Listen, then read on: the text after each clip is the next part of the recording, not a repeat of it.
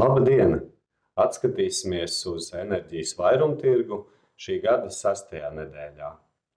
Protams, Baltijas valstīm pagājušā nedēļa, 8. un 9. februārī, ir lieliska, jo Baltijas valstis veiksmīgi sinhronizējas ar Eiropas tīkliem.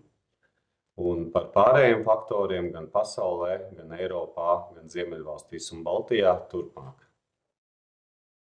Naftas cenai neliels samazinājums līdz $74 par barelu, lai gan ASV un Ķīnas savstarpējo tarifu piemērošanas eskalācija un ASV piemērotās sankcijas Irānai ietekmēs gan naftas produktu apriti, gan eksportu no ražotāju valstīm, gan arī izmaksas, un tomēr faktori, kas ir zemāks pieprasījums, jo zema ekonomiskā aktivitāte un rūpniecība, un par ko liecina arī OPEC dalību valstu lēmums paturēt iegūs ierobežojums līdz šī gada aprīlim, tādēļ, ka ir zems pieprasījums, tādēļ arī mazāki ražošanas apjomi.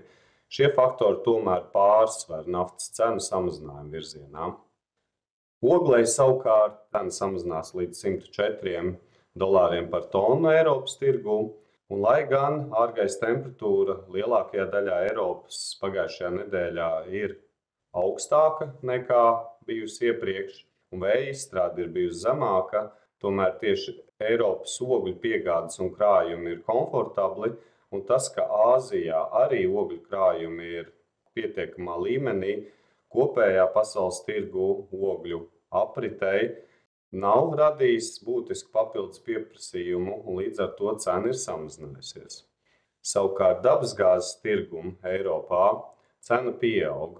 Tur pirmajā vietā ir papildus pieprasījums, tātad gāzes stacijas ir tās, kas primāri ieslēdzas zemāka vēja un augstāku laikapstākļu ietekmē, jo pieaug pieprasījums no viena faktora un no otra savukārt samazinās ģenerācijas piedāvājums.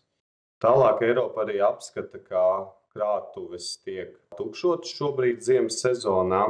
Aizpildījuma līmenis ir pie 49%, bet tas, kas dod bažīgu skatu par vasaras iesūknēšanas procesiem un jau nākamo ziemu, ir tas, ka šī brīža krātuvju aizpildījums ir par aptuveni 5% zemāks kā pagājušajā gadā, kas atkal veicinās papildus pirkumus, lai uzpildītu šīs krātuves atpakaļ. Tādēļ Eiropā dabasgāzes cena pakāpjas līdz 55–56 eiro par megawattstundu nākamā mēneša bāzes piegādēm.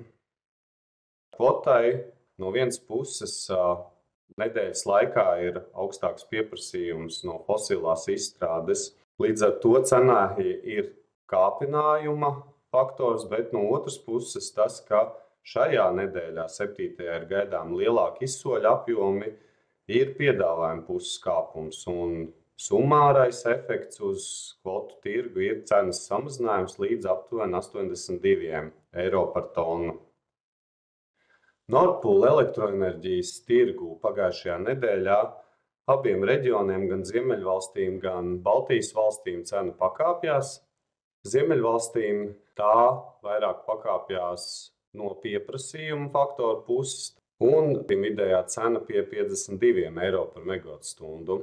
Savukārt Baltijas valstīm ir 3 dažādu faktoru summa, kas kāpina cenu līdz 126 eiro par megawattstundu, un tas ir, protams, pieaug pieprasījums līdzīgi kā Ziemeļvalstīm, bet Baltijas valstīm arī ir zemāka vēja izstrāde, un, lai sagatavotu energosistēmu sinhronizācijai ar Eiropas tīkliem, ir īpaši iestatījumi pārvades jaudās, un tas nozīmē, ka importa-eksporta plūsmas ir ierobežotas.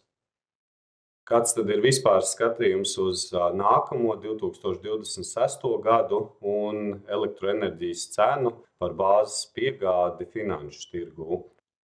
Tur nav ļoti krasu izmaiņu. Ziemeļvalstu apgabaliem cenas vēl joprojām nosacīta lielākā koridorā no 35 līdz 50 eiro par megawattstundu, Vācijai pie 100 eiro par megawattstundu un Polijai nedaudz virs 110 eiro par megawattstundu. Tāda lūk situācija. Skatīsimies tālāk. Paldies jums!